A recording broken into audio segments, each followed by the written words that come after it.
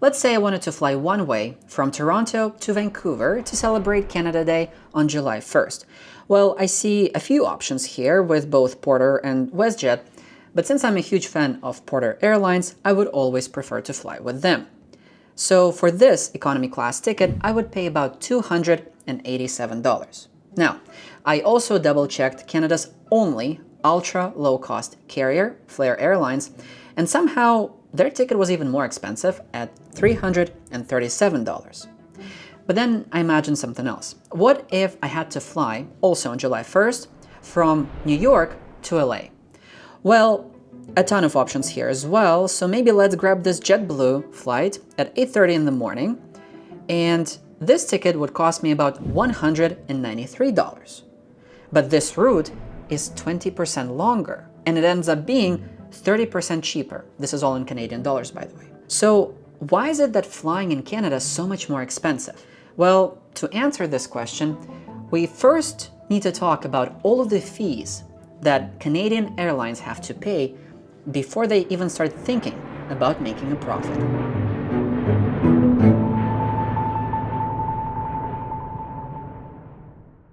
And it all starts back in the early 1980s, because back then Canada used to run and own all airports in the country. They were fully funded by taxpayers, and it cost about $750 million per year to run. Now, additional revenue generated by the airports themselves was then pulled into something called the revolving fund. Think of it as one giant piggy bank, because much bigger airports were generating more revenue, naturally, like the one here behind me in Toronto. And then that additional surplus was redistributed to keep much smaller airports running, for example in Saskatoon or Thunder Bay.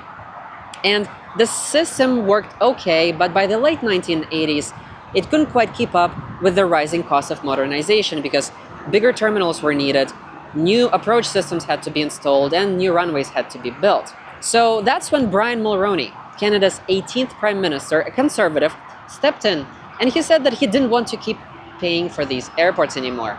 Instead, he proposed to sell them to private companies and then run them more like businesses instead of government departments. But here's where it gets interesting, because Mulroney lost the 1993 election before he could finish the job.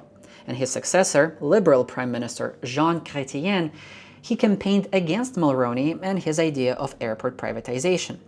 But the problem was that Jean didn't want to keep paying for those airports either, because Canada was going through one of the worst budget deficits in history, so he came up with a compromise. Sort of. Instead of selling those airports outright, he decided to keep ownership of the land that the airports were sitting on, making them incredible tenants. They couldn't exactly pick up and leave and go somewhere else. And then his government made airports sign 60-year leases. And to run them, Ottawa had to create some sort of a management body. So back in 1993, the GTAA, or the Greater Toronto Airports Authority, was formed to manage operations here in Toronto. And then Canada designated it as a not-for-profit organization, meaning that by law, every single dollar that they make must be reinvested back into the airport, which honestly sounds quite noble. But then Canada turns around and starts charging these not-for-profits rent, up to 12% of everything that they bring in. Not 12% of their profits, but 12% of their revenue. So let's say Pearson creates a new shop, or they expand their parking lot, or they attract a new airline. Their revenue is going to go up, and so Canada is simply going to start charging more rent. So by mid-90s, Canadian airports lost all taxpayer funding and the revolving fund. And on top of all of that, they now started owing millions in rent every single year to the federal government. So money to pay for all of that had to come from somewhere. And that somewhere turned out to be you and, well, me, the passengers. All of these people behind me, whether they know it or not, when they bought their airline ticket, they paid something called an AIF, or an Airport Improvement Fee. In fact, Canada was one of the very first countries in the world to introduce this fee, because once airports lost all government funding, they had to be creative and find new sources of income so that they could afford their rent for the next 60 years. Initially, when the fee was introduced and you were flying out of Pearson, you would have paid about $10.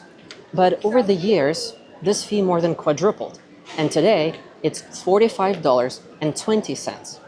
Now compare that to the equivalent fee in the US called passenger facility charge. It has been capped by the federal government since year 2000 and unchanged at just $4.50, which is exactly 10 times less. Now though, I wanted to come back to my flight from Toronto to Vancouver with Porter Airlines and talk about unit economics and all of the fees and costs associated with making a flight happen. The section is going to be very juicy, so try to stay with me. And first things first, the base fare is $159. This is the price per seat that the airline sets, and it fully goes to Porter. So I'm going to move it into this green plus section over here. Then I'm charged $27.75, which is tax that fully goes to the federal government, and Porter doesn't keep a cent of this. And I'm going to put it in this red minus section over here. After that, I pay $9.46 for CATSA, which is an entity responsible for all of the security passenger screening, and it also goes fully to the federal government. Then I'm charged $45.20 for AIFD, which we already talked about, and it fully goes to the airport. So at least $82 from each ticket already goes to various governing bodies. This is like the bare minimum. But to try to offset these fees, Porter added a carrier-imposed surcharge in the amount of $45, and it fully goes to the airline.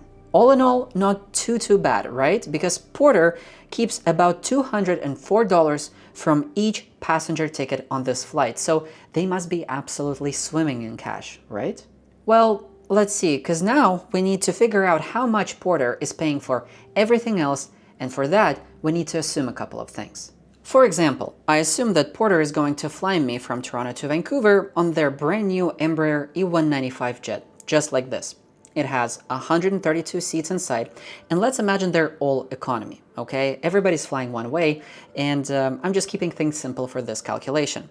So as soon as this E195 landed at Toronto's Pearson International Airport, it already paid its landing fee based on the maximum takeoff weight. And if we take a look at Pearson's schedule of fees for 2026, all in all, this comes down to $1,298, and this fully goes to the airport. Then, to use the terminal, Porter is charged $9.03 per domestic passenger. So again, let's say we have 132 people inside. This comes down to $1,192. Pearson is then charging Porter $3 for every single minute that they use the jet bridge, and let's say the turnaround is about 45 minutes, this comes down to $135. So in this case, the airline is paying $2,625 just for the privilege of picking passengers up. Now, pilots need information about weather and work with air traffic control to ensure that everybody is safe. So for this specific flight, NAV Canada is going to charge Porter another $1,153. But I'm forgetting about the elephant in the room, which is of course fuel. Let's say Porter is paying about $1.47 for each liter of kerosene, and their E195 is going to need about 12.5 tons of fuel to make this flight from Toronto to Vancouver. When we put both federal and provincial taxes all together, all in all, Porter is going to pay about $18,500 just for fuel alone. But we still need 2 pilots, and based on this aircraft size, at least 5 flight attendants. Based on actual salary data, the captain at Porter will make about $212 an hour, first officer about $90, and each flight attendant about $30. So all in all, crew costs are going to amount to about $2,328. But after leaving Toronto, we're also going to be landing in Vancouver. And for landing, Vancouver's airport is going to charge $435, and for gate usage, another $446. I'm going to stop right here and sum it all up, because all in all, to operate this flight, it's going to cost Porter $25,450. And when I divide this by 132 seats inside and then add $82 worth of fees that we talked about in the beginning for each ticket, then the absolute minimum that Porter must charge me just to break even, okay, so this is just to break even, is $275 on this flight. And I'm not even talking about aircraft leasing, maintenance, insurance, marketing, corporate expenses. There are so many. And again, a ton of assumptions here in this calculation as well, but maybe this is why when I'm trying to buy a ticket online, the airline is really pushing me to get those extra checked bags or really make me pay to choose my seat. And if we compare this to JetBlue right over here, and don't worry, I'm not going to bore you with same math that I did with Porter, but I basically try to calculate how much do they need to charge me in order to break even. And I came to this figure, 155 Canadian dollars. This is again excluding aircraft leasing, maintenance, just to keep this comparison apples to apples, which means that this American airline on a longer route can charge me less, but if they are still in operation, most likely with the less amount that they charge each passenger, they're still somehow making a profit over there. And it's simply because the Canadian system is designed to extract more than the American system does. Like on this flight, for example, on average, Canadian is paying about $73 more simply because of all of the government fees and taxes. If our aviation system in Canada functioned like it does in the US, then the flight ticket would not have cost me with Porter $286. Instead, it would have cost me about $213. But despite all of this, there are still a ton of entrepreneurs out there who are willing to take on this challenge, come into the Canadian market, and launch their brand new ultra low-cost airline with super cheap tickets, just like in Europe or the US. So this is actually a good segue to talk about competition in Canada, or lack of competition thereof, because you see, if I wanted to fly from Toronto to Vancouver, I have 4 options.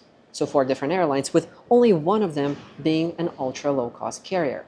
But in the US, on a very similar transcontinental route from New York to LA, I have at least 7 different airlines, and 3 of them are ultra low cost. So why is it that Canadians have so few choices?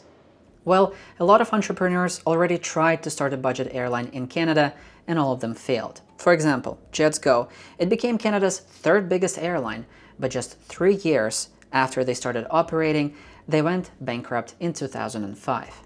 CanJet, they went through a very unsuccessful merger and 15 years later ceased all operations in 2015.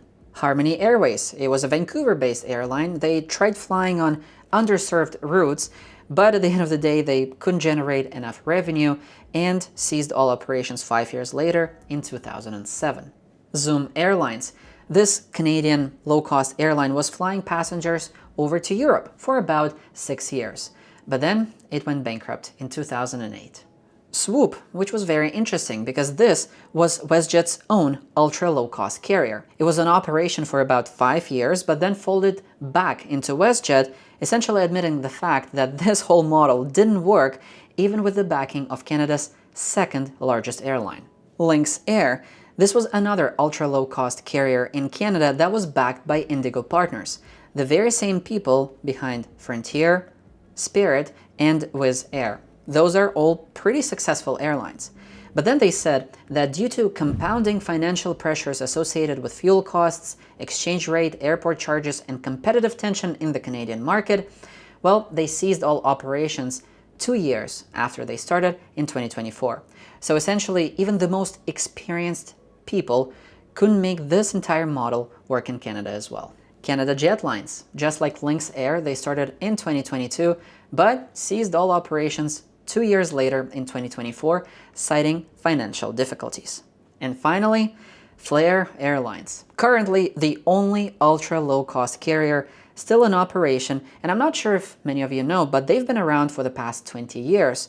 So I think only time will tell if they will survive. And I'm not sure if you noticed it yet, but there's a bit of a recurring theme here. Different airlines, different approaches, and yet all of them fail. But regardless what happens in the market, 2 airlines survive no matter what, and those are Air Canada and WestJet. So how come?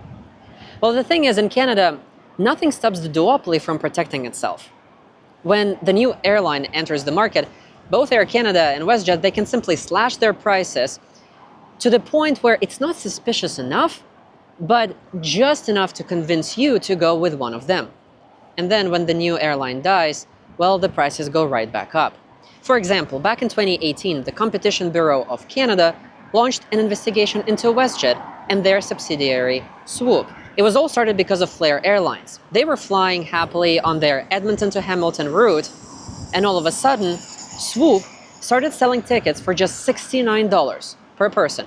It was not even enough to cover airport fees. But the thing is, 5 years later, that whole investigation went nowhere and nothing happened. Also, remember Canada Jetlines, the airline that went bankrupt in 2024? Well, they decided to send a message. Take a look.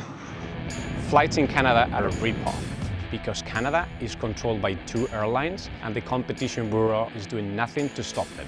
We are Jetlines, Canada's first ultra-low-fare airline, and we're here today to send the duopoly a message in the place they believe they own, the sky.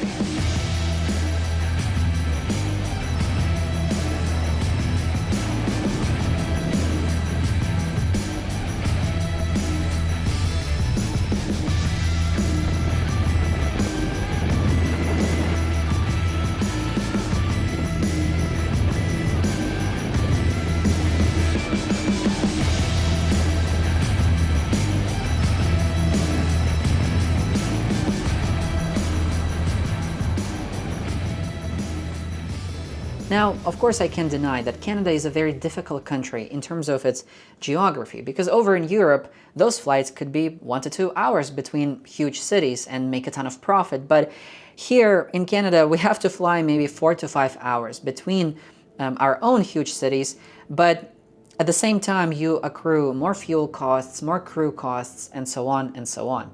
But regardless how I frame it, I think certain fees that our own government imposes, I think they either could have been either reduced or eliminated to help nurture the growth of our own aviation industry and help give those new airlines at least a fighting chance. But luckily, lately, there are a few people out there who I think realize that we do have a bit of a problem, and in June of 2025, the Competition Bureau of Canada, they released a paper called Cleared for Takeoff, and they had a few recommendations in there. First, they suggested to create a new kind of domestic airline that could be 100% foreign-owned, meaning that right now there is a cap on how much the foreigner could own our own Canadian airline. Second, they suggested to look into allowing cabotage, which essentially means that they could allow a foreign airline to operate a domestic route. For example, right now, only Canadian airline could fly you from Toronto to Vancouver. So in the future, maybe, I don't know, some other foreign airline could do that, but we'll see. And third, when Mark Carney released his government's first federal budget back in November of 2025, there were a few points that I think tried to look into this whole issue. For example, they wanted to examine the existing airport ground rent formula and consider options for the privatization of airports. So looks like we might be moving in the right direction. The only problem is we might talk about it all we want, we might suggest all we want, but when are these recommendations going to take effect? I think only God knows. For now though, Canadians are kind of stuck between a rock and a hard place, because the cost of living is through the roof, and on top of that, we're paying one of the highest airfares in the entire developed world. And it's not because our airlines are greedy or our pilots are bad, no. It's simply because the system was designed to extract more per passenger, per flight, every single year. And all of this money flows into our government, and I'm not sure if it ever goes back into the world of aviation. At least 10 other airlines tried to fix that problem and use the models that work in other parts of the world, and all of them failed. So solutions exist, but they just don't work in Canada. Until Ottawa decides that affordable air travel is a priority for Canadians, and until they decide to act, nothing is going to change. So now you know why Canadian airlines are broken. So my name is Andreas. I hope you enjoyed this video, and I'll see you next time. Bye.